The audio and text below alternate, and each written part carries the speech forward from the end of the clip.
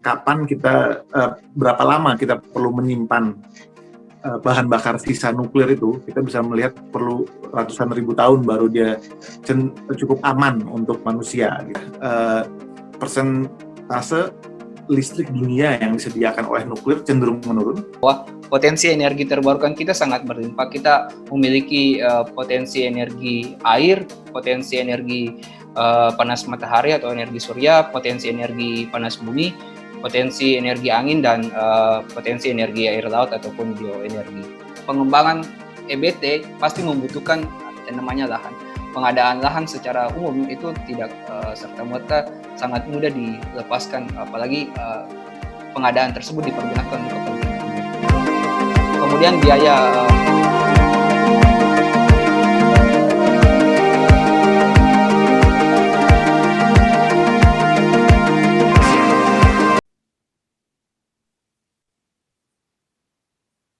Baik, terima kasih Bapak Mahawira atas penyampaian materinya yang sangat luar biasa.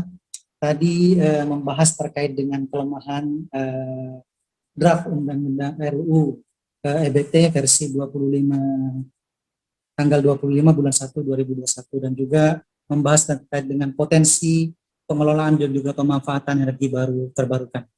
Bapak Ibu, sebenarnya rekan-rekan sekalian, penyampaian dari pemateri pertama akan disambung dengan pemaparan dari pemateri kita yang kedua, yaitu Bapak atau Abang saya, Abang Akmaluddin Rahim, SHMH. Beliau merupakan lulusan Magister Hukum Universitas Gadjah Mada dan merupakan manajer program Pusat Studi Hukum Energi dan Pertambangan, di mana sudah banyak karya-karya beliau yang telah dimuat atau nangkring di beberapa surat kabar dan juga media-media daring. Baik Bapak Ibu, mari bersama-sama kita perhatikan pemaparan materi dari pemateri kita yang kedua, Abang Akmaluddin Rahim. Kepadanya dipersilakan. Baik, Mas Wirdan, terima kasih atas waktunya. Panitia untuk menjadikan saya co-host agar saya bisa menampilkan materi presentasi saya. Apakah saya bisa menampilkan materinya? Saya coba. Oh ya, sudah bisa. Rekan-rekan, bapak-bapak, ibu yang saya hormati, izinkan saya mempresentasikan terkait dengan hasil kajian kami di Pusat Studi Hukum Energi dan Pertambangan terkait dengan isu-isu krusial RUU Energi Baru dan Terbarukan. Seperti yang telah dipaparkan oleh Bapak Mahendra tadi, itu sudah banyak yang dipaparkan secara lengkap terkait dengan perkembangan RUU Energi Baru dan Terbarukan yang sampai sejauh saat ini belum juga kunjung selesai. Mungkin karena DPR juga membutuhkan waktu kajian lebih mendalam dalam menyusun RUU tersebut. Bapak Ibu yang saya hormati, di sini saya menyampaikan pertama terkait dengan latar belakang penyusunan RUU Energi Baru dan Terbarukan. Seperti kita ketahui bahwa Indonesia sangat kaya dengan energi fosil dan energi non-fosilnya. Sampai-sampai kekayaan alam kita itu sangat berlimpah. Tapi seperti yang dijelaskan pemateri tadi sebelumnya, bahwa lambat laun energi fosil kita itu akan berkurang. Oleh sebab itu kita perlu menyiapkan transisi energi dari energi fosil ke energi non-fosil. Indonesia juga telah mengikuti konferensi Paris. Dalam konferensi tersebut, Indonesia sepakat bahwa ingin berkomitmen menurunkan emisi gas rumah kaca. Dengan begitu, tentu Indonesia menyiapkan berbagai regulasi, berbagai kebijakan untuk menyongsong transisi energi baru terbarukan tersebut. Selanjutnya kita ketahui bahwa pemerintah sudah memiliki peraturan pemerintah terkait dengan kebijakan energi nasional. Dalam kebijakan tersebut, pemerintah mencanangkan bahwa ada 23% bauran energi nasional yang akan dicapai pada tahun 2025. Nah, itu kita harus support bagaimana supaya pemerintah bisa mencapai target tersebut. Tentu dengan kebijakan RUU energi baru dan terbarukan, target tersebut dapat mudah terrealisasi. Selanjutnya, nah ini saya memaparkan terkait dengan peluang pengembangan energi terbarukan yang seperti dijelaskan tadi. Lebih lengkapnya saya sampaikan di sini bahwa potensi energi terbarukan kita sangat berlimpah. Kita memiliki potensi energi air, potensi energi panas matahari atau energi surya, potensi energi panas bumi, potensi energi angin, dan potensi energi air laut ataupun bioenergi. Kita sangat kaya dengan potensi-potensi tersebut. Namun potensi tersebut masih belum dimanfaatkan secara optimal. Tentu ini didasari atas berbagai kendala. Semisal mungkin kita masih kekurangan teknologi ataupun juga kita belum memiliki payung hukum yang memayungi agar supaya kebijakan tersebut bisa membantu mengoptimalkan energi baru terbarukan tersebut. Nah, di sini saya coba memperlihatkan bagaimana konstruksi konstitusi dan legislasi yang mengatur terkait dengan energi baru terbarukan. Kita ketahui bahwa pasal 33 adalah jantung dari konstitusi yang mengatur terkait dengan energi baru dan terbarukan. Dari pasal tersebut, berbagai turunan dalam undang-undang mengatur terkait dengan undang-undang energi, undang-undang 30 tahun 2007, undang-undang terkait dengan panas bumi, undang-undang ketenagaan nukliran. Ini sudah ada undang-undang ketenagaan nukliran tahun 1997 yang tadi banyak dibahas pemateri sebelumnya, yang mana dalam RUU EBT ini sangat konsen dalam wilayah pengembangan nuklir. Nanti kita bahas bagaimana sih sebenarnya pengaturan nuklir dalam RUU EBT ini. Bapak Ibu bisa lihat lebih lanjut terkait dengan konstruksi konstitusi dalam dan legislasi terkait dengan pengaturan EBT. Nah, kalau kita melihat landasan filosofis pembentukan RUU energi baru dan terbarukan, itu kita melihat bahwa sejatinya bahwa RUU tersebut disiapkan untuk bagaimana mampu mewujudkan kesejahteraan bagi rakyat Indonesia dalam ketentuan dalam pasal 33 ayat 2 dan ayat 3. Di sana jelas dikatakan bahwa cabang-cabang produksi yang penting bagi negara dan menguasai hajat hidup orang banyak dikuasai oleh negara. Dalam pasal 33 ayat 3 dikatakan bahwa bumi, air, dan kekayaan alam yang terkandung di dalamnya dikuasai oleh negara dan dipergunakan untuk sebesar-besar kemakmuran rakyat. Dari sini kita melihat konstruksi filosofis RUU EBT. Kemudian dalam konstruksi landasan sosiologisnya, pembentukan RUU EBT ini didasari karena memang kita memiliki sumber energi baru yang terbarukan yang perlu dimanfaatkan supaya untuk meningkatkan ketersediaan, ketahanan, kemandirian energi di nasional, baik itu di daerah ataupun di pemerintah pusat. Untuk itu perlu kita menghadirkan payung hukum yang memayungi terkait dengan energi baru dan terbarukan. Karena kita ketahui bahwa EBT ini memiliki peran yang sangat penting dalam menyiapkan transisi energi. Selain itu, pengembangan dan pemanfaatan sumber daya energi baru dan terbarukan ini merupakan upaya dari komitmen Indonesia mengatasi dampak perubahan iklim. Kita ketahui cuaca pada saat ini dan banyak bencana yang akhir-akhir ini terjadi akibat perubahan iklim. Oleh sebab itu kita perlu menyiapkan suatu regulasi, suatu kebijakan yang mengatasi untuk mengatasi transisi energi tersebut. Selanjutnya di landasan yuridis kita ketahui bahwa ada banyak peraturan perundang-undangan yang mengatur tentang energi baru dan terbarukan sebenarnya. Namun pengaturan tersebut masih tercerai-berai dalam berbagai peraturan perundang-undangan.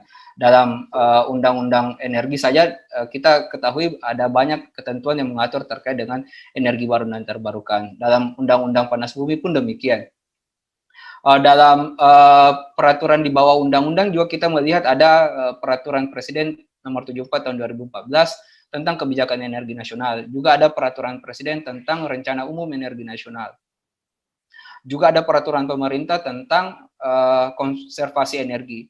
Di sini kita melihat bahwa sebenarnya pemerintah sudah memiliki banyak peraturan perundang-undangan yang mengatur terkait dengan energi baru dan terbarukan. Namun disayangkan bahwa undang-undang tersebut masih belum secara fokus mengatur terkait dengan energi baru dan terbarukan. Oleh sebab itu sebenarnya kita membutuhkan satu undang-undang yang memayungi semua berbagai ketentuan yang terkait dengan energi baru dan terbarukan yang telah diatur sebelumnya dalam peraturan perundang-undangan, itu diatur dalam satu undang-undang. Selanjutnya, sini kita lihat tadi seperti yang saya paparkan sebelumnya bahwa ada banyak ketentuan peraturan perundang-undangan yang mengatur terkait dengan energi baru dan terbarukan. Di sini saya coba ingin membahas terkait dengan sebenarnya apa saja sih isu pokok yang diatur dalam RUU EBT ini. Seperti kita ketahui bahwa kalau kita melihat naskah akademik maupun draft RUU tersebut versi 25 Januari 2021 itu kita masih belum melihat pemisahan yang tegas antara definisi energi baru dan energi terbarukan. Sehingga konsekuensinya tentu terkait dengan bagaimana pengelolaan pemanfaatan ke depannya. Terus kemudian kedua terkait dengan harga jual dari konversi energi tersebut. Kemudian juga kita ketahui bahwa desain tata kelola dan kelembagaan dalam RUU EBT ini masih simpang siur karena masih banyak hal-hal yang perlu diatur supaya nanti tidak menimbulkan kebingungan dalam mengelola energi baru dan terbarukan.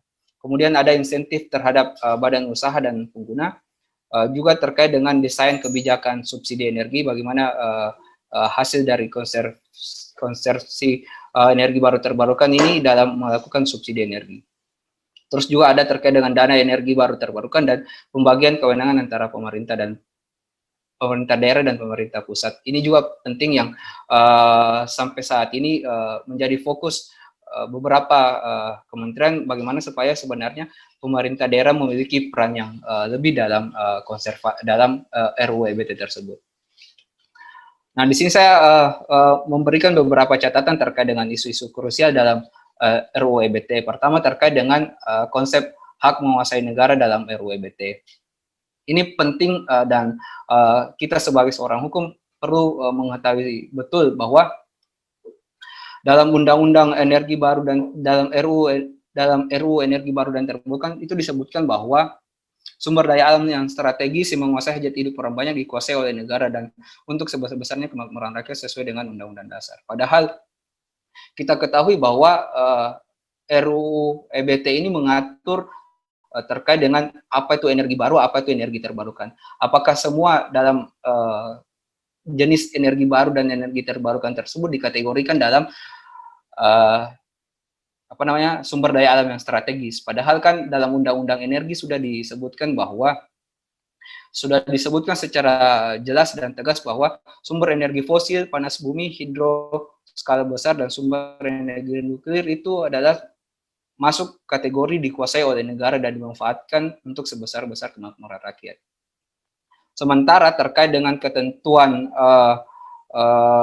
pasal 4 ayat 2 dalam Undang-Undang Energi tersebut disebutkan bahwa sumber energi baru dan sumber energi terbarukan diatur oleh negara dan dimanfaatkan untuk sebesar-besar kemakmuran rakyat. Di sini terlihat ada perbedaan pengaturan bahwa energi baru dan energi terbarukan itu dikategorikan di sini hanya diatur oleh negara dan dimanfaatkan untuk sebesar-besar kemakmuran rakyat. Sementara dalam ayat sebelumnya ditegaskan bahwa hanya energi fosil, panas bumi, mikrohidro, dan nuklir yang dikuasai oleh negara dan dimanfaatkan untuk sebesar-besar kemakmuran rakyat. Ini tentu pengaturan yang sangat berbeda. Kalau kita melihat RUU EBT itu semua kategori energi baru dan terbarukan itu dikategorikan sebagai sumber daya alam yang strategis dengan konsekuensi bahwa itu dikuasai oleh negara dan dipergunakan untuk sebesar-besar kemakmuran rakyat. Nah, isu kedua yang menjadi banyak sorotan ini tentu adalah terkait dengan pengaturan nuklir dalam RUU EBT. Ini tidak terlepas dari bagaimana nuklir menjadi ancaman di seluruh dunia dan dalam pengelolaan teknologinya masih juga sering menimbulkan bencana. Beberapa negara yang sudah melakukan menggunakan teknologi energi nuklir itu sampai saat ini juga masih menimbulkan bencana akibat kebocoran nuklir. Tentu ini berdampak kepada ketika Indonesia menggunakan energi nuklir tersebut. Sementara kita ketahui kemampuan teknologi dan kemampuan SDM kita masih sangat kurang dalam wilayah tersebut. Tentu kita mendorong bagaimana supaya pengaturan nuklir tersebut itu ditinjau kembali oleh DPR dan pemerintah agar supaya ketika ingin menjadikan nuklir sebagai sumber energi itu benar-benar disiapkan secara matang terkait dengan teknologi ataupun mitigasinya.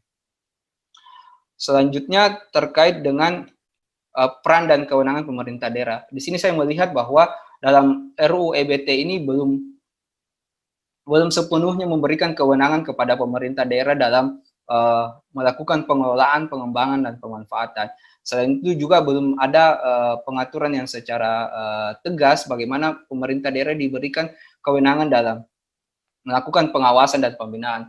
Tentu kalau kita melihat dua undang-undang sebelumnya di sektor ESDM seperti Undang-Undang Migas, Undang-Undang Minerba, semua kewenangan ada di pemerintah pusat. Bahkan dalam Undang-Undang 3 tahun 2020 itu kan menarik kembali kewenangan pemerintah daerah kembalikan kepada pusat. Kita berharap sebenarnya bagaimana pengaturan dalam RUU EBT ini memberikan kewenangan kepada pemerintah daerah agar itu bisa dikembangkan, dikelola oleh pemerintah daerah, agar tidak terjadi tumpang tindih ataupun tidak terjadi ada jarak antara pemerintah pusat dan pemerintah daerah dalam mengelola energi dan sumber daya alam.